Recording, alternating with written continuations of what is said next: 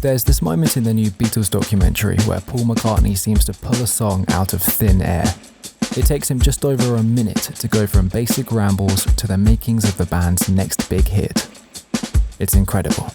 But as a creator myself, it pissed me off. Look, I love creating. Making videos is about the only thing that stops me from going full Ed Norton. But as much as I work, I do a hell of a lot of time wasting, and even more time wishing I had a good idea. After that, I just sort of space out for about an hour. In an industry where it feels like every off day is a sin, is it possible to hack creativity? In Get Back, the group need to write and record 14 new songs for an upcoming concert. A concert that's coming in 14 days. That's pressure.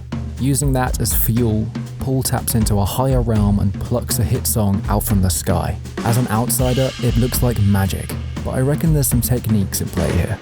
Well, it was my turn. Let's get to work. Yeah! In times like this, I have a couple fallbacks. The first, rainforest sounds. Don't ask, I just like the vibe. Lets me focus. I actually wrote my whole dissertation this way. But I found this is good for editing videos, not coming up with them. The second, YouTube. And I don't mean watching stuff. In fact, I'll actively avoid consuming similar content to my own. No, I mean titles and thumbnails. A good thumbnail scratches the brain, poses a question, and to taste that curiosity and then not watch the video? Audacious. But good for inspiration. Not this time.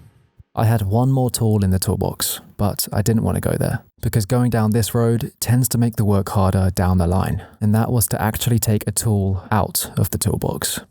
With all of the high expectations and pressure on his back, Paul McCartney didn't lean to an array of equipment and gadgets. This is just him strumming along on his bass guitar. That's 4 strings.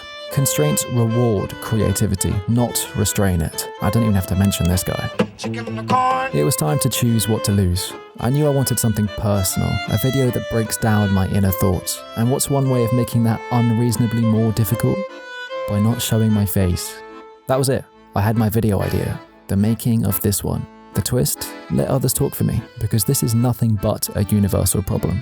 Once the concept is there, it all starts falling into place. The fuel was the challenge I'd set myself as editor. No cutting back to a camera shot of myself, only clips from movies. And considering you're watching this, I guess the challenge worked. And I learned something. Creativity can't be forced, but it can be squeezed out. Thanks for watching this video. Do like and subscribe if that's something you fancy. I'm all about editing, filmmaking, and everything storytelling. Happy holidays.